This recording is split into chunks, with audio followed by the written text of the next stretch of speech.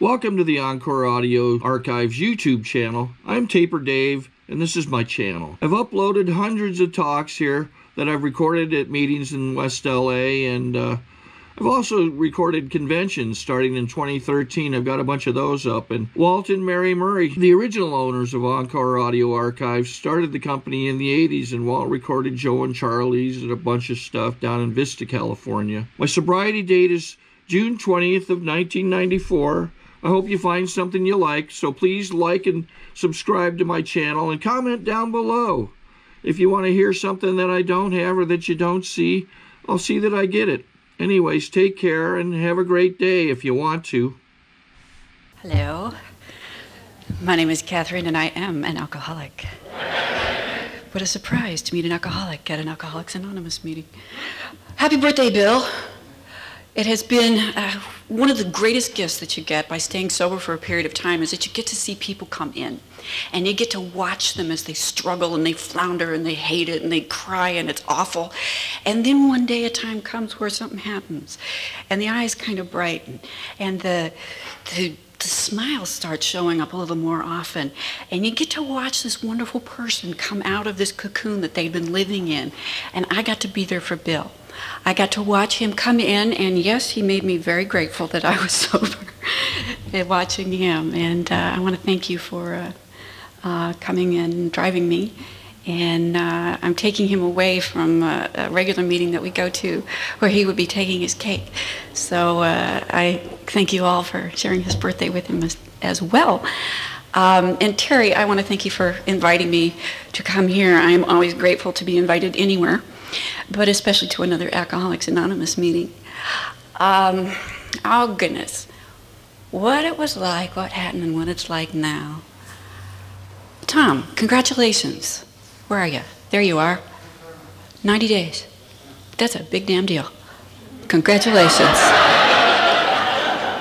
That is a really great thing. And I know that we have some newcomers here, and I want to take an extra special moment to welcome you. It takes guts to come in and be new. It takes guts to say, I have a problem and I'm willing to do something about it. And so a special welcome. It does get better. Okay, what it was like. I grew up in the perfect family. They were all perfect. There's 5 kids in my family. I'm that one. I worked very hard to keep my reputation as that one. And what happened is that my siblings and I are incredibly competitive for attention, and my parents were not always generous with their attention or their affection. And so we competed like crazy. And my siblings were all straight A students. Everything that they did, they were the head of the drill team and the head of the glee club and the head of the sandbox, you know, whatever it was, they were really good at it. And there was me, and I didn't have that gift. I was a little slower. I didn't learn to read really well until I was sober. I had a horrible time reading. I struggled with dyslexia. And at the time, there wasn't a name for it. It was just, you were put in the green group, you know? That was sort of like, there was the red group and the blue group and the yellow group, and then there's the green group. And I was in the green group. I couldn't grasp what all those little thingies on the page meant. And my parents were so busy with 5 kids that there wasn't an opportunity to say this one needs a little help. It was basically just keep going, kid, keep your chin up. If you want to cry, I'll give you something to cry about. Bam. That's how I grew up. My parents loved me by thinking for me, making all of my decisions, telling me what to do, where to go, and when to do it. And God help me if I didn't do that the way they wanted. My father, with 5 words, would make me this tall. And I would carry that for days. And I grew up terrified of life, terrified of everything, terrified of my own self, terrified that I was going to get my self-esteem kicked out of me 110 ways to Sunday, which is what happened if I frayed this much from the rules. And when I finally figured out that I can't keep up with my siblings, I decided to get attention my own way, and that was to become the class clown. And so I would do pranks and all kinds of stuff, and that would land me in trouble. And it got to be where that was my quality time with my father. Was I would go to school, I would do something rotten, and he would spend the evening yelling at me. And it got to be where my whole life was based on, when I grow up, I'm going to show you. I'm going to show you, when I'm big, this is what I'm going to do. And I had all these things that I was going to do, but deep down inside I thought I was stupid because I couldn't read well, was very slow at that, couldn't figure out what all these numbered pieces were floating around on the chalkboard, didn't get the smiley faces on the pages on my schoolwork, and I'm taking off my shoes here, making myself at home. I felt I was stupid, and that was my secret, was that I was never gonna get it. And then a funny thing happened long about high school. I grew boobs. Boom. And I blossomed. You know what they say? I didn't have a clue what to do with it. All I was told from my family is that that was bad, and you didn't do anything with it until you were married. And so I discovered that guys reacted to me. And pretty soon I was just blossoming all over the place, and I found it finally, here it is, value. This is why I'm valuable. Because I'm cute, and I can wiggle my tushy a certain way, and I can get all kinds of attention, and it didn't matter that I couldn't ace all of the classes, and then I couldn't do as well as I had hoped to do. And I got to be good at that. I could manipulate guys. I could manipulate male professors. And I actually made it through school. It was a bit of a challenge, but I did it. But I still would look in a mirror, and I never saw it. What I saw was the child that I was when I was growing up, which was this fat, pudgy kid wearing glasses and stuttered and couldn't read. And I still, to this day, I have to fight looking in the mirror. I still think of myself as Kitty, because that was what I was called as a kid, Kitty. My aunt was a speech therapist, thank God. She helped me with the stuttering. I learned to sing. Singing is a way of the common therapy used for stutterers is singing. But I hated being a child.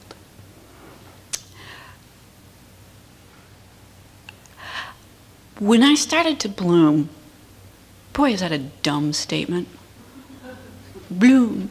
But when I started losing the weight, and I started, God made me look the way I do. I didn't have anything to do with it, but I couldn't see it, but I knew that I could use it to manipulate, and that was where I found my entire soul value.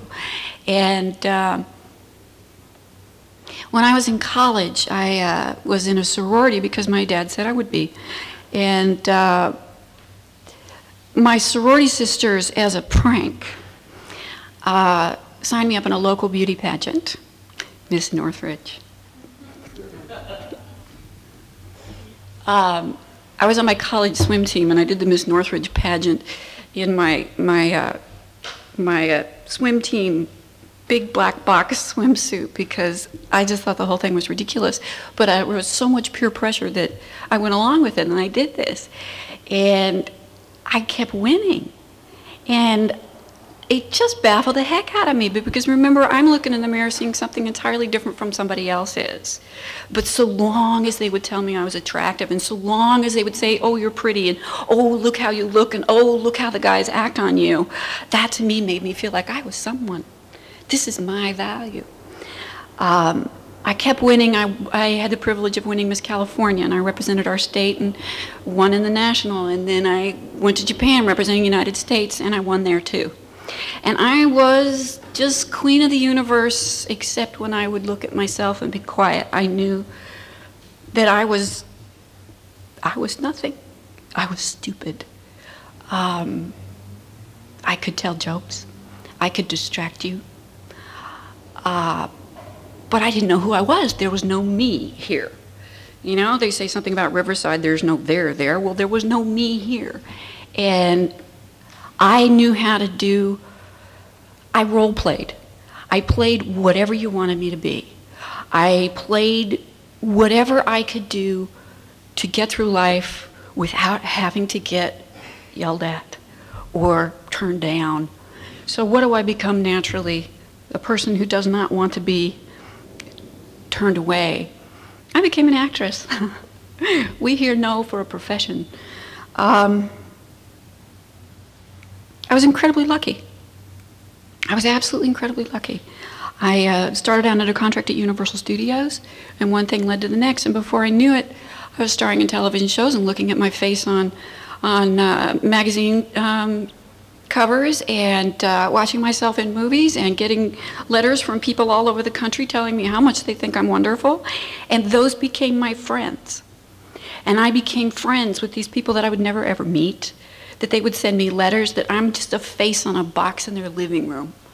But I took it personally. I believed them. I would read the press, and the press would say nice things about me, and I would believe it, and that's who I was. I'm that press. I'm that girl in the TV box that I got more letters from prison inmates than anybody. And I mean, they got nothing to do but watch TV, but there's some smart guys. Frankly, some of them are more the intellectual letters than I got. I still have this guy writing me. Oh, you don't want to hear about that. This poor guy. You just want to say, get a life, get sober, turn off the TV, But that was who I really believed that I was. But I couldn't keep up with me. I had to be skinny because TV puts on 10 pounds. I had to have perfect teeth. I had to have a perfect nose. I had to have perfect eyes. I had to have the perfect hair. I had to have everything because between managers and agents and handlers at the studio, they decided what I would look like. My hair was the right color of blonde. I got a new nose. I got new eyelids. I got new lips. I got new teeth. I got new boobs. If I ever had children and they said they looked like their mother, I would have no idea what my kids look like. But this was the business. And so I continued living my life following the directions of people who gave this to me. I couldn't keep the weight off. I couldn't keep the weight off.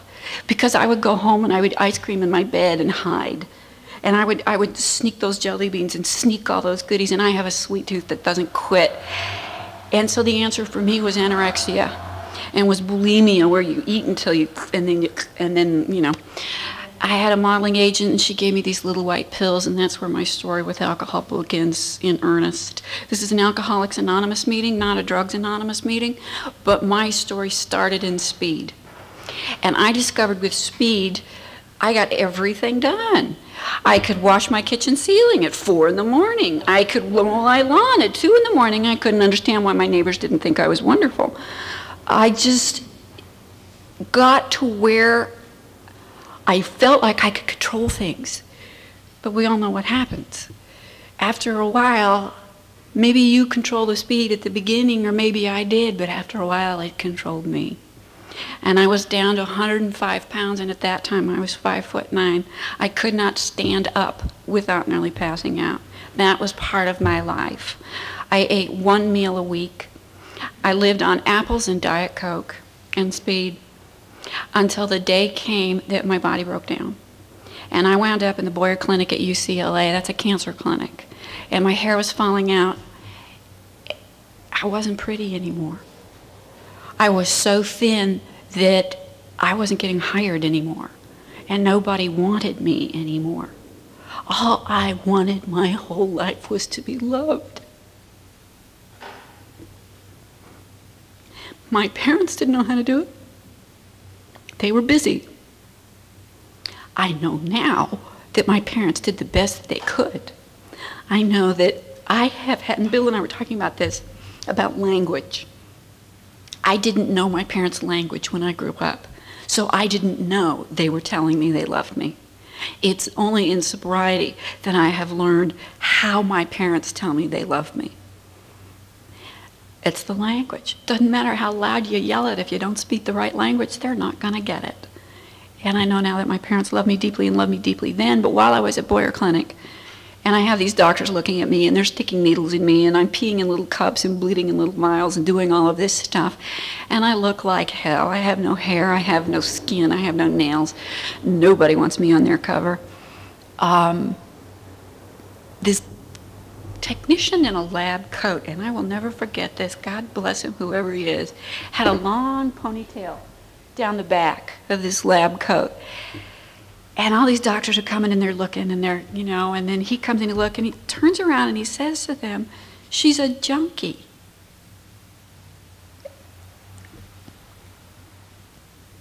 I am much too pretty to be a junkie. That's what I'm thinking. I can't be a junkie. I'm cute. I can't be a junkie. I have a nice car. But at the same time, God, what a relief. What a relief that suddenly it gave me permission to stop. And I spent some time at UCLA coming off of speed, and if anybody's ever had the joy of doing that, you don't need to do it twice. Unfortunately, about that time, somebody suggested that a glass of wine would help me calm down, and if you've ever had to come off of speed, calming down is exactly what you want to do. And so I think for the first time in my life, I actually followed directions. And I took that glass of wine, and I was set. I knew who I am. I'm a junkie, and I can have wine. That's who I was. I stayed off drugs. I managed to I have not had speed since August 23rd of 1984. I got sober on June 9th of 1988. So my drinking career was very short. There is no doubt I'm a drug addict. I never once turned a drink down from a drug addict. So I am perfectly comfortable getting sober side by side, but this is an Alcoholics Anonymous meeting. Alcohol did for me what I could never do for myself at that time. I felt funny when I drank. I felt important when I drank. I put on a little weight. I started looking cute again, and I started getting back on television again, and my career was there, and the car came back, and everything was fine. And I used to travel just because I had nothing else to do. I went on my own personal private wine tasting trips. It was great, you know. I have in my passport, it says I've been to Switzerland. I don't remember Switzerland. There's a few countries there that I don't have much recollection of. I wanted to be loved, and when I wasn't getting it from my fans, or I wasn't getting it from the agents because I wasn't making the money anymore, and I wasn't bringing in the commission, and I wasn't suddenly landing the top roles in TV shows anymore, and I wasn't making the money. Hollywood is a funny place. If you have money, they love you. If you don't, they don't have time.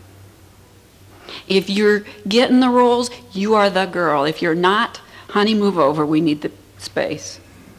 And I got that. Alcohol made me relax because that was the set that I ran with. Those are the people that I played with. I could relax with alcohol. I finally felt like me with alcohol. I got lots of love. I could not, you know, girls, I'm going to give you a little bit of advice. This goes for guys too. Panties on, brain on, panties off, brain off. I didn't know that until I got sober, because if a guy so much as smiled at me, my panties fell off. And that's where I faced the incomprehensible demoralization. Don't you know I'm cute? You know, my God, oh, wow. I know about a lot of guys that I shouldn't know anything about, but oh well. I remember waking up in guys' apartments reading their mail to find out who their name was. I remember waking up in the bushes on Mulholland Drive in a $600 cocktail dress because I had crashed into the side there, and got out of my car and spent the night in the bush. And but still, I could not face that I was an alcoholic. I'm definitely a drug addict, but you know, alcohol. I didn't think of alcohol as a drug. It's a beverage. You know, it's nice. It has an umbrella. How could that hurt you? And you know, hey, I can't be a drunk. I'm wearing a $600 dress. You know, this is still how my head worked. I still had it good. I had all the stuff. I had the car and the house, and I still had the TV show sometimes, and I still, you know, it all looked so great that I could not see that this was a problem. And I was so desperate to be loved. I was sitting at, there's a club up on Sunset Boulevard called Nikki Blair's, and Nikki Blair's was where all the in people went at that time. And I was on a date with, I won't mention names, he's the guy who invented Panavision. He's old enough to be my grandfather. How about an inappropriate date on that one? But that's who I was dating. And he handed me a pasta spoon and he said, if you could be anywhere in the world, where would you be? And I said, I want to be on a hillside in Rome with a half-naked man and a good bottle of wine. And in that same drunken thing, stupor, whatever I was, I got on a plane. And I showed up in Italy, and it's confusing to customs when you show up with no luggage. But I worked it out, and a girlfriend of mine was over there filming a movie at the time, and she was horrified when I showed up. And I'm a mess. And she says, I know a guy just like you. Well, I should have taken that as a warning, shouldn't I? But I didn't. And 3 days later, he said, you want to get married? And I said, what's your last name? He said, Barnes. I said, okay. I had love. That's all I wanted. That was what was going to fill up that horrible, dirty inside of me, that girl that nobody really wanted unless I could do for you, the one that I lied like crazy about all these books that I've read and all this education and all this stuff. Man, what a fantasy. And so I tried to elope with this guy. I was so desperate to be loved that at dinner, and if you've ever been to, by this time I was in Florence, if you've ever been to Italy and they put the house carafe on the, it's, you know, it's like this. It's meant for the family. Well, it was about down to there. And somehow the subject of drinking came up, and I thought this guy was perfectly weird because he drank nothing but Diet Coke. And so I, you know, in all of my infinite wisdom, I asked him, so, you know Bill Williams? He said, you mean Wilson? And I was like, yeah, that's the guy. Turned out he was 5 years sober. And so I go, okay, I'll stop drinking right now. That's going to make me keep this guy. Well, that was June 9th of 1988, and I haven't had a drink since. I wanted to be loved. I wouldn't have known love if that bit me on the nose. This guy took me to meetings in Rome, in the basement at St. Mark's Cathedral. And lovely fragrance of urine and old stone, several hundred years of mold. But it smelled great, because to me it smelled like I was on my way to something good and wonderful. I had a man here, and I was going to get married, and isn't that fabulous? Finally, I am someone. I'm going to be a Mrs. That's my style. The fact that I had been one before, and you know, that's another story. Trust me, his version is a whole lot more interesting than mine because I don't remember most of it.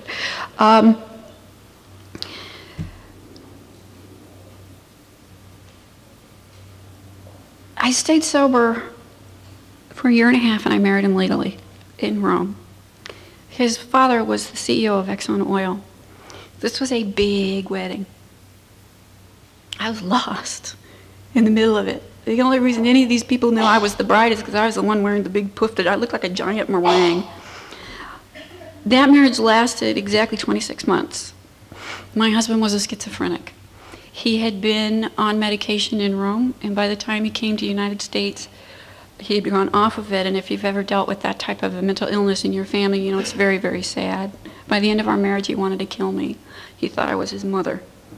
And I didn't know what happened. You see, I'd been showing up at AA meetings. I had set my tuchus in the chair, and I had said hello to everyone who came in, and I had shared this fabulous, huge stories about this wedding with the horse-drawn carriage, and what TV show I'm doing next, and what grand things I'm doing next, and this is all the stuff I'm doing.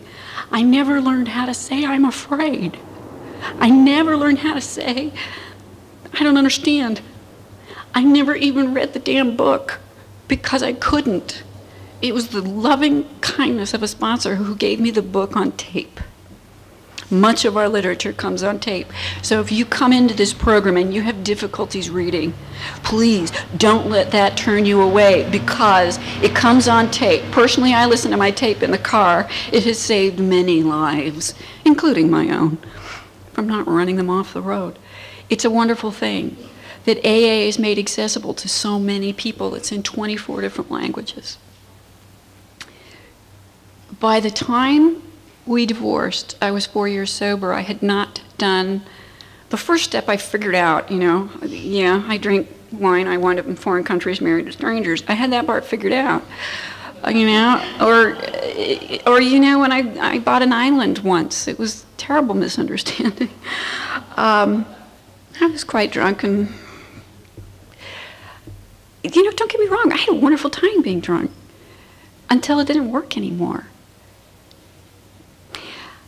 When I was 4 years sober, we divorced. He finally, I had lost him. I don't think I'll ever get over that. I had sat in my chair, and I had stuck my hand out, and I had claimed my seat, and I could know that I was an alcoholic, and I showed up. That's the only thing I did right, because I had, without knowing it, built myself a net. Every time you call a newcomer, that's a knot in your net. Every time you call your sponsor, that's a knot in your net. Every time you call someone you don't know, that's a knot in your net. Think of yourself as a trapeze artist. Are you going to do that with no net? That's what being sober is. It's getting through life, because life, you don't know what you're going to get next. And so that net is there to catch you, and they caught me, and they loved me. The first time in my life, I was loved. I know now I am a loved woman. I am no longer working as an actress. I am no longer modeling. I'm no longer doing voiceovers. What I got to do, I have a disease called syringomyelia. My goodness, I'm moody tonight. Syringomyelia is a degenerative neurological disease that eventually makes your life pretty crummy. The people in this program, my friends, have lifted me off of the floor, have fed me with a spoon to my mouth, have administered the medications that I need to stay alive, have held me when I was in so much pain. I wanted to die. They're there for me. If I don't show up at a meeting, I get a phone call saying, "How are you? What are you doing? Are you all right?" I have love. This program has loved me to where you can't imagine. And the thing that I've learned in this program is I have walked through this illness. I've walked through a divorce. Of course, I lost the house, the car, but what I got back in return, I know who I am. I can read now. My sponsor instructed me to read the front page of the newspaper every single day. I asked her, "Well, how long do I have to do that?" And she says, "Till I tell you you don't." 14 years later, she's never told me I don't have to do that, and I follow directions, and I read the front page at least of every section of the newspaper. I read novels now. I can read 2 of them in a week and even remember them. I've gone back to school and taken classes. I have found that I am a smart person. I have intellect. What a surprise. The relationship with my parents, we have worked hard. There has been so much prayer, so much meditation, and patience to learn to understand my parents' language so that I can know that they're telling me they love me. My parents have provided me with a beautiful home. And unfortunately, this beautiful home comes with really crappy plumbing. So my father's version of telling me he loves me is he comes over and he fixes things. And I have had to learn to recognize that that's his way of saying I love you. I now can face anything. And if you're new in this program and you're just baffled, or you don't know what you're in for, or you're not liking it, or you don't like us, or you think this is full of baloney, whatever it is I'm saying, or you think that big book is the worst written book you're going to read, there are other people who agree with you. Don't worry about it. Keep coming back anyway. You just got to come back one day at a time. That's all you got to do. Try not to drink and use in between. Let us love you until you can love yourself. You know, that to me was the corniest thing in the world. I didn't believe that when I came in here. But I am loved. I am so loved. It gives me reason that when I'm at the deepest part of my illness, syringomyelia, when I am in pain that I can't fathom, I am showered with love, and that love is healing. That love has kept me sober. That love has encouraged me to explore areas of my life, dreams that I never ever would acknowledge that I even wanted to do. It's amazing. Right now what I'm working on is learning what do I want to eat. Because, you know, I live so long with having everything decided for me or not eating that I go to a grocery store and it still overwhelms me. But that's really the only challenge I'm facing at the moment. I think I'll live through it. How are you doing on time? Okay. It's just, this program is so simple. It's just not easy. You got to do it. And the 12 steps, I didn't learn them. I don't advise anyone here waiting until you're 4 years sober before you really start working the steps. I don't know how I managed to stay sober that long. I can only believe that God had a use for me, and He kept me around.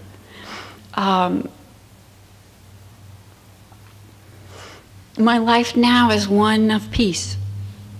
I look like what I look like, and oh well. I don't have that skin anymore, or that hair anymore, or all of that stuff, and I don't care.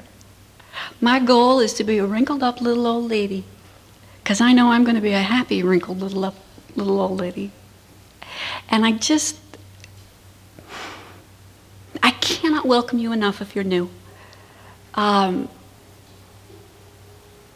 if you've been around for a while, it's really good to see you. I'm running out of things to say, so apparently I've said all God intended me to. But I really want to thank you for welcoming me here and to encourage you that if you're ever on the verge of a drink, and you know what, we all get there. It says in the big book that there will be a time when it's you and your conscious contact with a higher power. And I've had that time many times, and it's been, I call my conscious contact my higher power. I call him the boss, because he is. He, she. And I try to follow to the best of my ability what I think that my higher power has laid out for me. And it has brought me countless joy, countless things that I can be proud of, that I have found in myself. I've discovered that all of those trappings that were painted on, and all of those, you know, the agents and the managers and all of those people, they are so far gone out of my life now. If you really want to leave Hollywood, get sick. Boy, they can't get you out of there quick enough. And I was shattered when my job was gone. I didn't know what I was. I identified only with my job. I'm an actress. And now I'm even better. Now I'm a real life person out in the world. And I get to watch everybody else. And man, what a great joy that is. What a great joy it is to go to a meeting and see the newcomers come in. And just like with Bill, I got to watch him. I remember a time he was dealing with I hope I'm not busting your chops or telling your story. He was dealing with a little medical issue of his own, and it was one that I had experience in. And he was terrified of what to do about the medications. And I said, go read page 133 of the big book. It says there in the black and white part that we go to doctors, we go to psychiatrists. If we need that help, that's where we go when we follow directions, and that has saved my life. Get a sponsor. Get a sponsor. Call your sponsor. That's a novel idea, you know. I didn't get that for quite a while. Get a sponsor. Somebody that you like what they have. Don't just look to what they say. because anybody can say anything. Look to how they live their life. How are they when they're not on the podium?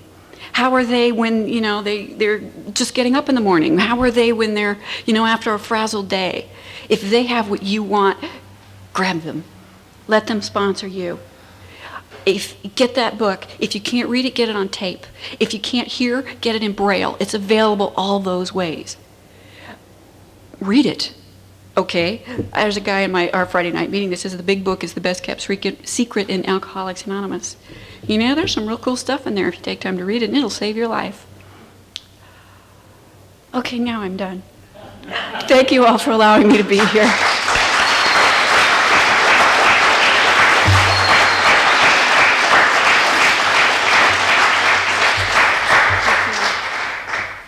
I think we got a great talk going on here. Thanks for watching the channel. Taper Dave here. Just curious, do you think this is better than Zoom?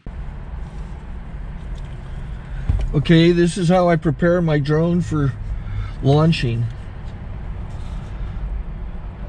I like to do it inside the cab of my truck so I'm not standing outside in the weather. To install the joysticks for control, up and down, right and left, powered on. I have an Android phone that I use to connect it to the drone with. And it's actually controlled through the iPhone, through an app. Oops, wrong way. It's actually controlled through the iPhone, or through this Android phone, through the app. It's actually controlled through the Android phone, through an app, and you connect it through this short connection right here.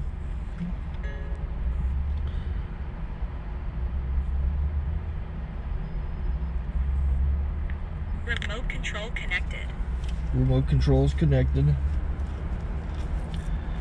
So I pull out the drone. I have to extend the legs. Long legs extended first, then the short legs. Remove the gimbal protector. Set that aside, then power it on one short burst, then one long burst. I lay it down. So I have to go to calibrate. So the drone's not connected yet. It shows you here as this drone gets disconnected, even though the remote's powered on. So the drone has to establish it's connected. So I go into the app to calibration mode. First I'll calibrate the remote controller. Start calibration. Out, in, oop, out, in, up, down, and then this little wheel is to control the gimbal. So it's calibrated. Go to gimbal calibration, start calibration, and then it calibrates the gimbal. I don't know if that shows up. The gimbal's moving all over the place. Changes, you can see it on the video. And I'm calibrated to take off. It's acquired 7 satellites at the moment. There are 26 satellites up in the sky, which it has to acquire before you can take off. So it's connected. It's got enough satellites. This is white.